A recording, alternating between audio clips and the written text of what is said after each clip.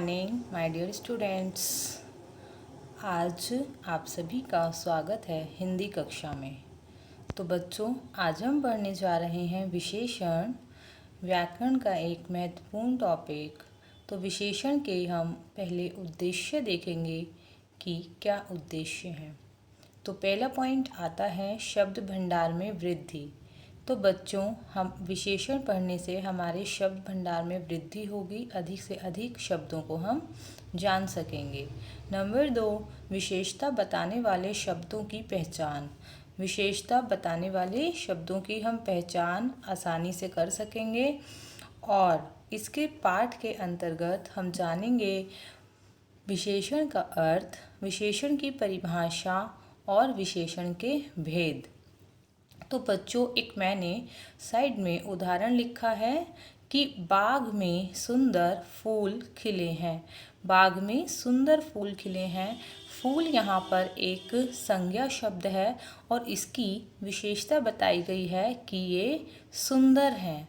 सुंदर क्या है? उसका गुण बताया है फूलों का कि ये सुंदर हैं। तो यही विशेषण कहलाता है। थोड़ा सा हम आगे चलेंगे कि परिभाषा क्या है इसकी। देखिए बच्चों, जो शब्द संज्ञा या सर्वनाम की विशेषता बताए वह विशेषण कहलाते हैं। तो जो शब्द संज्ञा की विशेषता बताए या सर्वनाम की, तो वह विशेषण कहलाते हैं। तो पहला देखेंगे इसका उदाहरण, वह लंबा पेड़ है। अब देखिए, पेड़ इसमें संज्ञा शब्द है और इसकी विशेषता बताई गई है कि वह लंबा है, कि वह शब्द क्या है? लंबा है। अब हम इसमें किस शब्द की विशेषता बता रहे हैं? पेड़ की। तो इसमें पेड़ क्या हुआ? विशेष्य। ठीक बच्चों, जिस वाक्य में जिस शब्द की विशेषता बताई जाती है वह विशेष्य कहलाता है। आगे चलेंगे हम बच्चों इसके भेद की तरफ। तो विशेषण के 4 भेद होते हैं। नंबर 1, गुणवाचक विशेषण। नंबर 2, संख्यावाचक विशेषण। और नंबर 3, परिमाणवाचक विशेषण। नंबर 4, सार्वनामिक विशेषण। तो बच्चों, आप इन चारों को अच्छे से याद रखेंगे भेदों को, और अब हम इनको विस्तार पूर्वक समझेंगे उदाहरण सहित। तो आइए नंबर 1 की ओर चलते हैं। गुणवाचक विशेषण। कौन सा है नंबर 1? गुणवाचक विशेषण।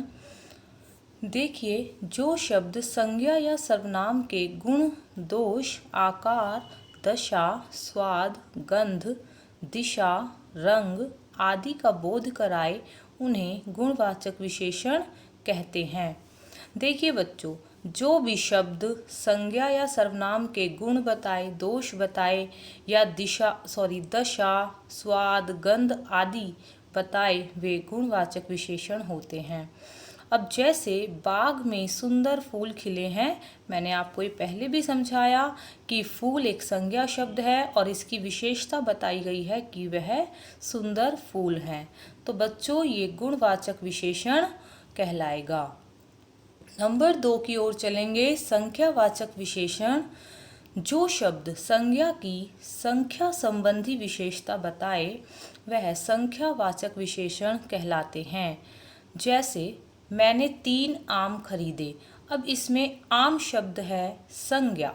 संज्ञा की क्या विशेषता बताई कि ये संख्या क्या है? इसमें संख्या बताई गई है आम की कि इसमें कितने आम हैं।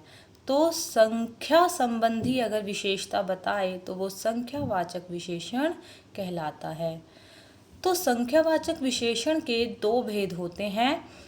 एक तो होता है निश्चित संख्यावाचक, एक होता है निश्चित संख्यावाचक, दूसरा होता है अनिश्चित संख्यावाचक। तो इसमें आगे देखेंगे, निश्चित संख्यावाचक पर एक गिलास मेज पर रखा है। कितने गिलास? एक गिलास। कितने गिलास की बात हो रही है यहाँ बच्चों? एक गिलास की। दूसरा इसका उदाहरण है अनिश्चित संख्यावाचक विशेषण। इसमें थोड़ी टोकरी में थोड़े संतरे रखे हैं। इसमें निश्चित संख्या का बोध नहीं हो रहा है, तो हमें सिर्फ थोड़े संतरों की बात की गई है कि टोकरी में थोड़े संतरे रखे हैं, ना कि हमें संतरों की संख्या पता है। तो ये अनिश्चित संख्यावाचक विशेषण कहलाएगा। नंबर 3 पर चलेंगे कि परिमाणवाचक विशेषण क्या है। जो शब्द संज्ञा या सर्वनाम की मापतोल संबंधी विशेषता बताते हैं। इसमें किस बात पर जोर दिया जा रहा है बच्चों? मापतोल। किस पर? मापतोल संबंधी विशेषता बताते हैं, उन्हें परिमाणवाचक विशेषण कहते हैं। जैसे इसका उदाहरण देखेंगे, माँ 3 किलो चीनी लाई।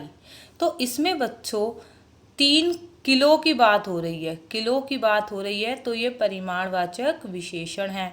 अगर लीटर की बात होती है तो भी परिमाणवाचक है, क्योंकि इसमें माप तोल पर जोर दिया गया है। ठीक है बच्चों?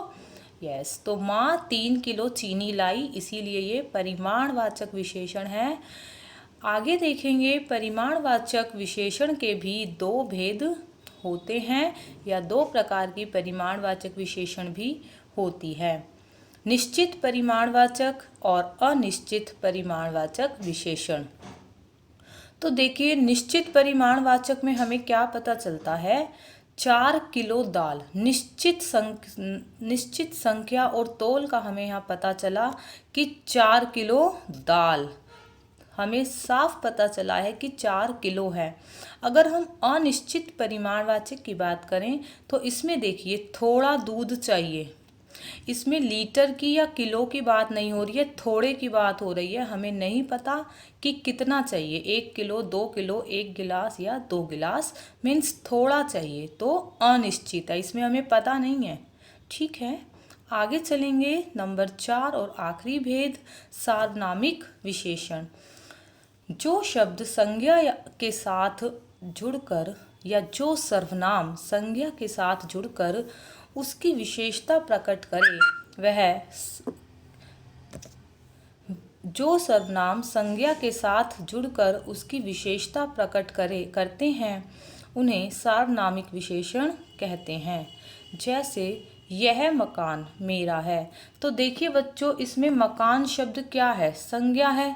ठीक, अब संज्ञा के साथ आ गया यह किसके साथ आया? संज्ञा के, तो ये इसकी विशेषता प्रकट करता है। मैंने आपको बताया कि जो सर्वनाम संज्ञा के साथ जुड़कर उसकी विशेषता प्रकट करते हैं, इसमें यह क्या है? सर्वनाम है, और ये संज्ञा मीन्स मकान के साथ जुड़कर आया है, तो इसीलिए ये सार्वनामिक विशेषण है। एक और इसमें पॉइंट आता है बच्चों, प्रविशेषण। प्रविशेषण क्या होता है? जो शब्द विशेषण की भी विशेषता बताए, वह प्रविशेषण कहलाता है। जो विशेषण की भी विशेषता बताए, वह प्रविशेषण कहलाता है। जैसे यह बहुत सुंदर गुलाब है। मैंने यहाँ एक उदाहरण लिखा है, यह बहुत सुंदर गुलाब है। तो गुलाब, सुंदर गुलाब है, ये तो सिंपल विशेषण हुआ, क्योंकि गुलाब एक संज्ञा शब्द और इसकी विशेषता बताई गई है कि सुंदर। अगर हम सुंदर के आगे बहुत लगा देते हैं तो ये प्रविशेषण हुआ, क्योंकि ये विशेषण की भी विशेषता बता रहा है। ठीक है बच्चों, तो आप इसको ध्यानपूर्वक पढ़िए। धन्यवाद।